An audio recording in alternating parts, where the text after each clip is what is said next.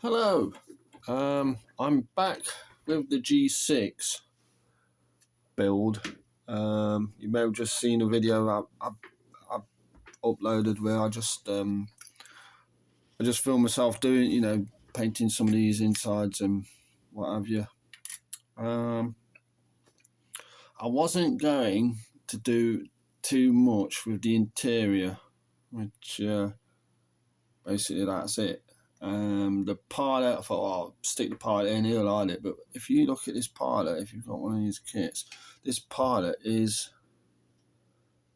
actually a modern pilot. He's got a bone down arm, oxygen mask, modern sort of Mae West. The instructions have him as a World War II pilot, and his painting instructions for harnesses, straps, you name it, and goggles, which this doesn't have.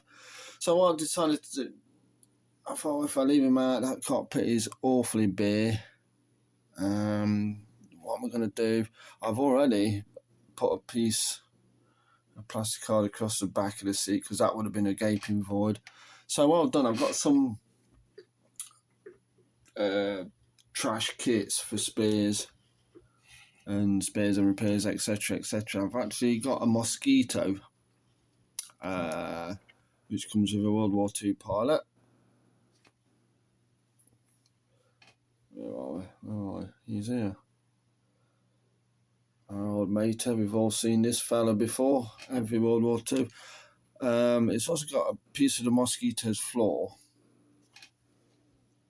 which I'm going to cut to size, sticking across the bottom of there, and the joystick, which is nice. And I may, this is the mosquito's dashboard. I may chop this up and mount it in sort of just under the dash there, just for the sake of something being there. I've got to do a bit of surgery on that. The pilot lost it. I was actually separated. It's been quite badly glued, and he lost a leg while I was separating him from his seat. And then I'm just going to put it together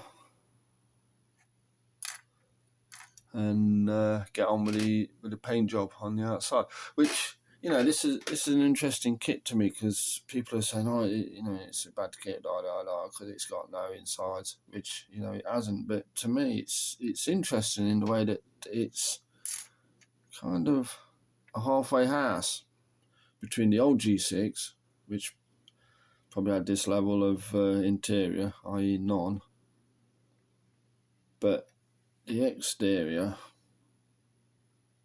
you've got your panel lines.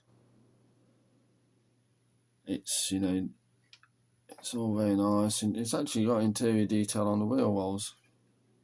More panel lines, it's probably a bit more accurate. The paint scheme is just, that's what attracted me to it. The other probably good side of this kit is I actually got it for free. I was in Hobby Zone, and they were doing a buy free, get the lowest price one for nothing. The other two kits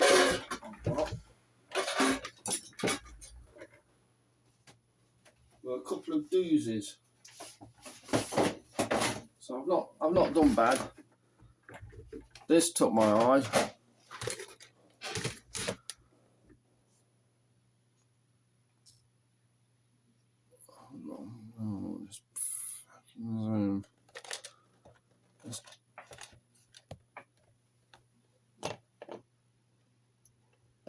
I'm struggling with this.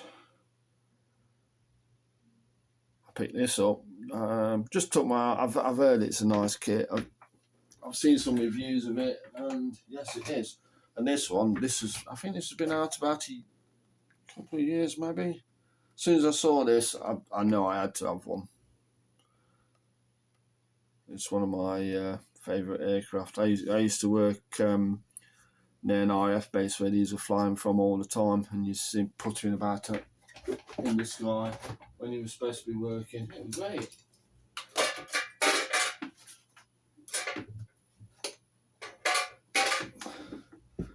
So that's my plan. The if you notice this Halifax lurking in the background, I'm probably going to do a separate video about that. There's a bit of a story attached to this, the Halifax. But I'm going to get this. I've been working on it. I've kind of started the 109 as a bit. Well, it was what I thought was a bit of a break from the Halifax.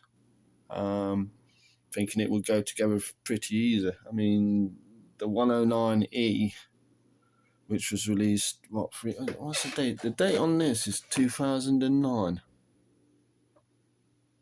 And like 3 years later, they released the 109E, which has an engine, full interior, you name it. So, but this is kind of a transition between the old stuff, the original old stuff, classic kits, whatever you want to call them, and the new stuff.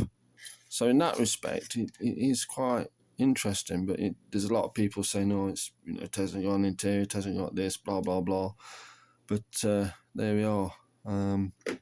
So on that note, the next time you'll see this, hopefully, it will look a lot better interior-wise.